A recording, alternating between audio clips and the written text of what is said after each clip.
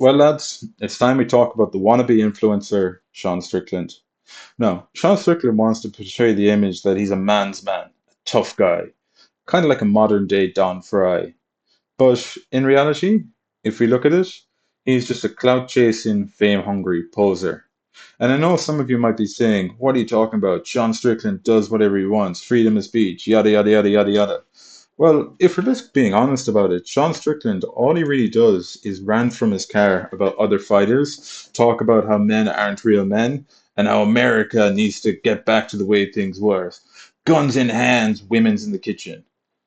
But all he really does is go after weak targets, and he is almost a definition now of a keyboard warrior. Like, all I can remember is the time that he started ranting about Khalil Roundtree. Because Khalil, after one of his fights, started crying because he had been struggling with trauma and as well as his sense of self-worth. Now, he had a very, very good fight where he just finished Carl Robertson by brutal body kicks and was willing to show after the fight that he struggled to get back to the cage. I actually admire this about Khalil because he's willing to show there's more emotions and more things about fighting than just being tough guy. And then we look at what Sean Strickland said. He said he wasn't a real man, that he was soft, and that he cried like a bitch. And I think this is super ironic for Sean to talk about because Khalil fights the way that Sean talks about fighting. Like, Khalil will attack the body when someone is on the ground, which I don't think is something that we see very often. And as well as that, he has brutal stomps and leg kicks. Like, he'd actually finish people by knee stomp, which is a little bit controversial because he kind of ruined someone's career, but at least he's trying to finish all of his fights. And then we compare this with Sean Strickland. Now, Sean Strickland had a kind of similar path of his career. If we all remember, he went on the Theo Vaughn podcast and started crying about his childhood trauma. Now, don't get me wrong. I'm not trying to make fun of childhood abuse because this is something that's not very funny. But the fact that Sean Strickland was making fun of and talking shit about Khalil Roundtree for crying, and then goes on Theo Vaughn's podcast, which is a very big audience, and start crying, this just shows me that he's chasing clout and that he doesn't really stand for what he believes in. If anything, he's just a massive hypocrite. So, and also, if we compare the way he fights, Khalil tries to finish his fights. He fights like a savage. He's absolutely brutal in his finishes.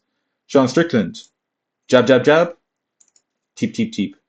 Keep you at a distance and deflect your shots. If I'm being honest, Sean is just an extremely boring point fighter. If he can't jab you, he teeps you. If he can't teeps you, he jabs you and just kind of pressures you back.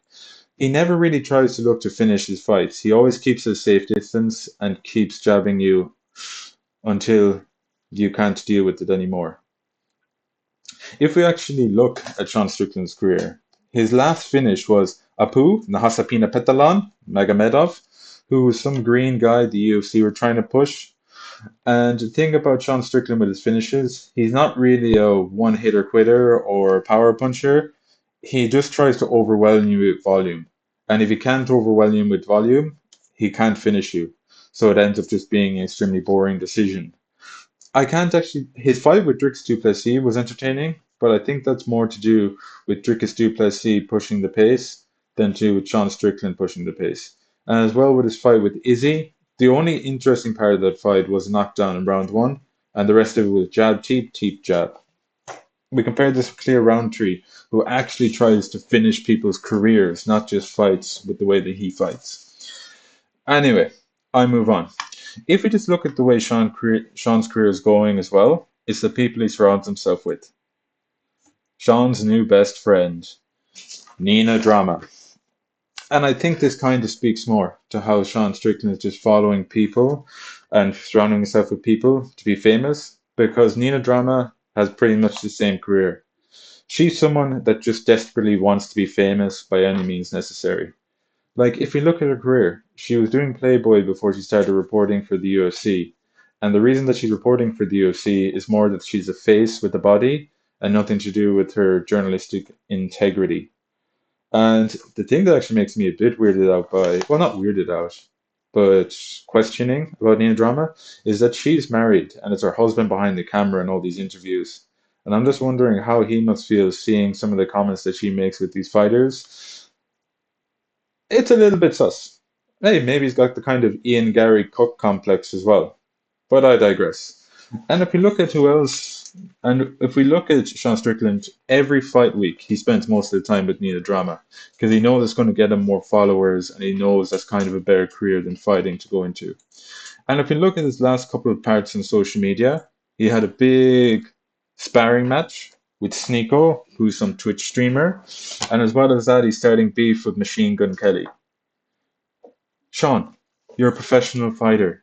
These people are influencers and artists. Which I mean, it's the way that Sean Strickland's trying to go. He's trying to become an influencer as well. I wouldn't be surprised if we see Sean Strickland come up in OnlyFans in a few years. He does have the body for it and the personality, and who knows? It's a cheap way to make money, so maybe we'll see him go there in a couple of years. But what is he really doing? Like, is he really impressing anyone outside of maybe guys in their early 20s who think it's cool that he's standing up to influencers and rappers, when really he's just trying to become an influencer himself? But anyway, I digress. The last thing I really want to say about Sean Strickland is that all he really does that can be kind of memorable in his fights is that he screams at people to try and intimidate them, which doesn't really work against people that aren't really mentally weak. Like we saw against Dricus Duplessis, Dricus stands there and doesn't get intimidated. And as well as that, I think he cares more about being social media famous than being a savage fighter. And this can kind of be seen because he never really improves or does anything to increase his style. It's always jab, cheap, cheap, jab. If we compare this with other fighters in the middleweight division, I think that Dricus is a much more interesting champion because he actually goes out there, tries to finish fights, and every time you see him fight, he changes things up. And we compare him with Robert Whitaker as well. Within the last year, we have Sean Strickland, who lost his belt. Both of them have fought Paulo Costa, who's another Twitter warrior. But I think Robert Whitaker's win over Paulo Costa was more entertaining than Sean Strickland because Rob was using a variety of attacks, mixing in some different things, having a very fun fight. And what did Sean do? Same thing Sean Strickland always does. Jab, teep, teep, jab. And then we have Rob, who went on to fight Ikram Aliskerov, who on a week's notice went in there, fought, and knocked out Ikram. And then we have Sean, who has been complaining on social media and Twitter that he wants a title shot. Go in and fight and earn your way back. And then we have Rob, who's now scheduled to fight Hamzat Chimaev.